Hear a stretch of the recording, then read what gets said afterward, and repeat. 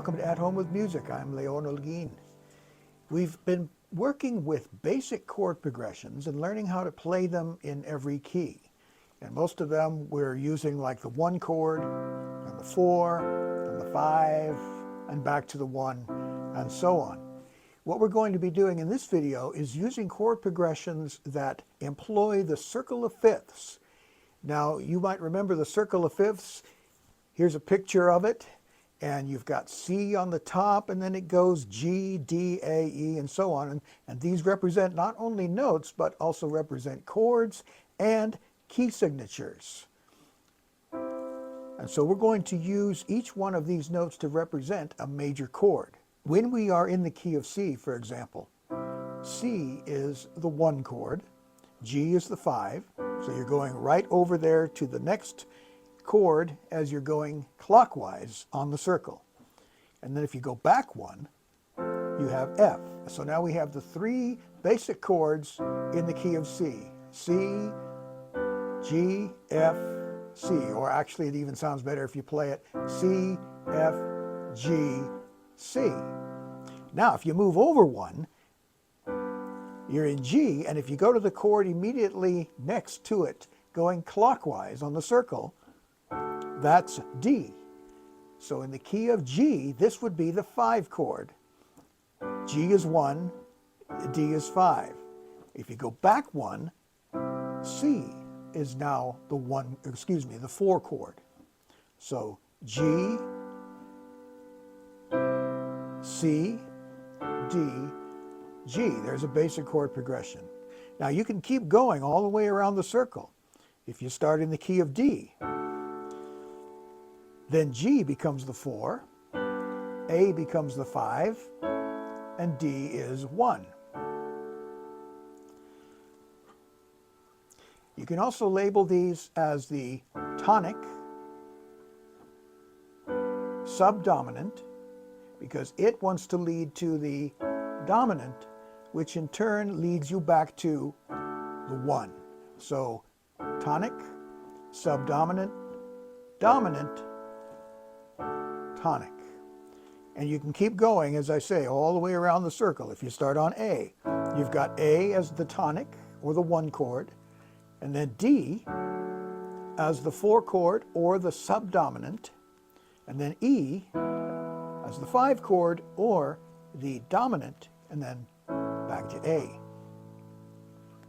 Now you can actually keep expanding the way you use the circle of fifths. You can go the other way, going back to the key of C. If you jump over to F and then expand to B flat, you can create a chord progression like this.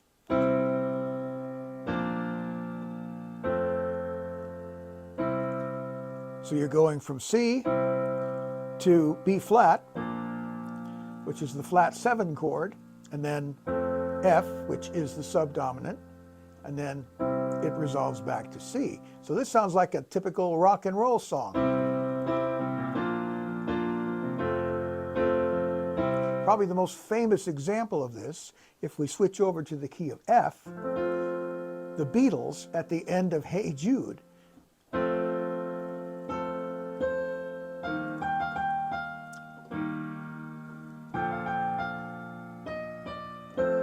So they use the F, and they jump over to the E flat, and then B flat, and then back to F. Very simple, but very, very effective chord progression. Now, there are other songs that jump even farther into the circle of fifths. They might jump all the way over to E, and then turn it into a 7th chord. And this becomes a dominant 7th chord that naturally leads you to A, which naturally leads you to D, back to G, and then back to C. Famous song called, "Has Anybody Seen My Gal?" Now the reason that it can jump that far in the circle of fifths is because E is a common tone.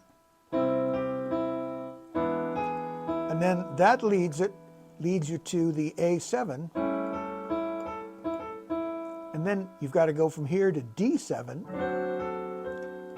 and then G7, and then for a little bit of a turnaround, they jump down to A7, D7, G7, and then the whole thing repeats again.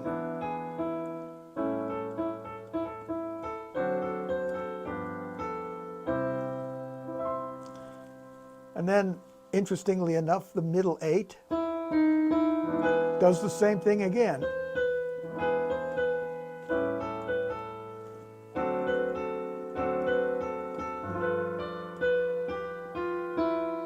And then back to this.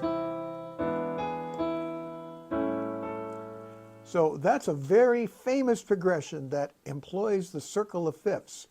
You jump out to a chord that seems like it's far away, and then it drags you back to the tonic, because that's where your ear wants it to go. You think of C major as home, and then we jump to E7. Now we're way out here. And so we have to work our way back.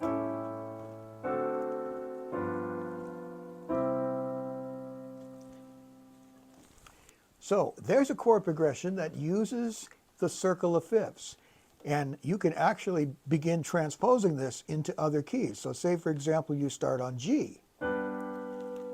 Then you leap over to B. Now you work your way back.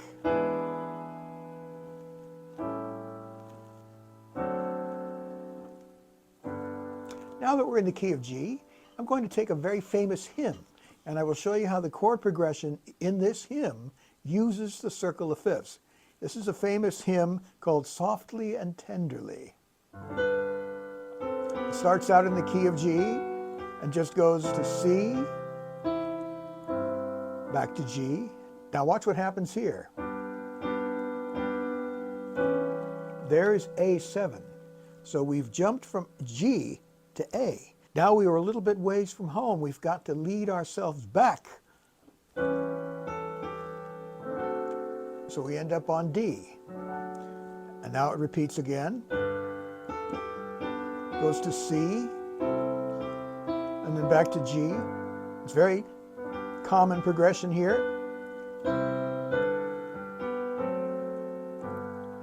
And then the chorus, D7, which leads us back to G. Now watch what happens here. Now we've jumped all the way out to E7, to E. And so we have to go to A, and then D, and then it momentarily goes back, and then back to D. So it sounds like this.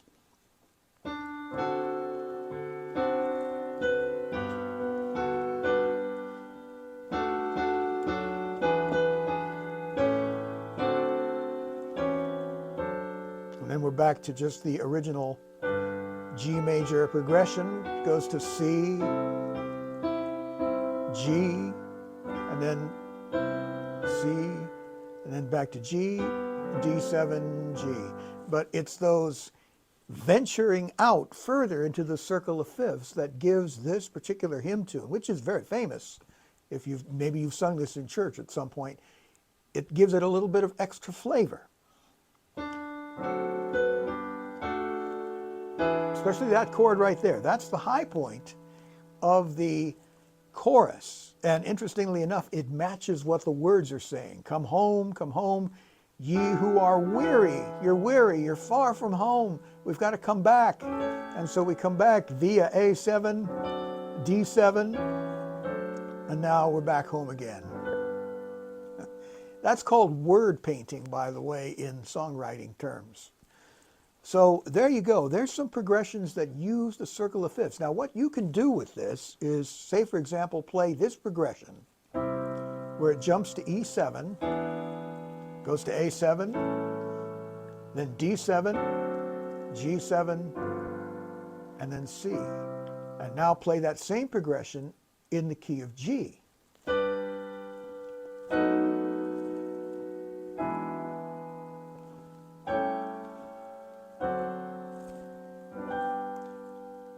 And then you can play it again in D. So in D, You jump all the way down to F sharp. And now B7, and then E7, A7, D. The other progression that you can practice in all the different keys is the one where you go C, B flat, F. You're going the other way on the circle of fifths.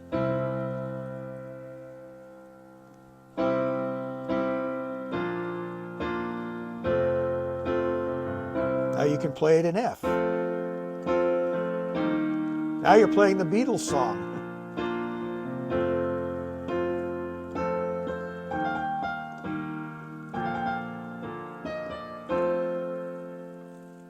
And you can work your way around the circle of fifths going the other way and play that particular progression, which is a very popular chord progression. So there you go. There are some chord progressions that definitely employ the circle of fifths. And what you're going to find when you begin to analyze songs is like when we played Softly and Tenderly. It starts out with a very common progression. It goes from C back to G, but then it jumps over to the A7 and has to work its way back to G. So now you can see how the circle of fifths can be employed to create interest and surprises sometimes when you're writing these chord progressions. So I encourage you to play through some different songs and see where the circle of fifths is being employed and where you're just having your standard 1, 4, 5 chord progressions. Anyway, I hope this has been helpful, and I appreciate it if you like this video. Also subscribe to the channel. That enables me to continue to produce this type of content, and I hope that this will prove to be very helpful to you. If you have any suggestions or any questions, please leave those in the comment section. I look forward to talking to you in the next one.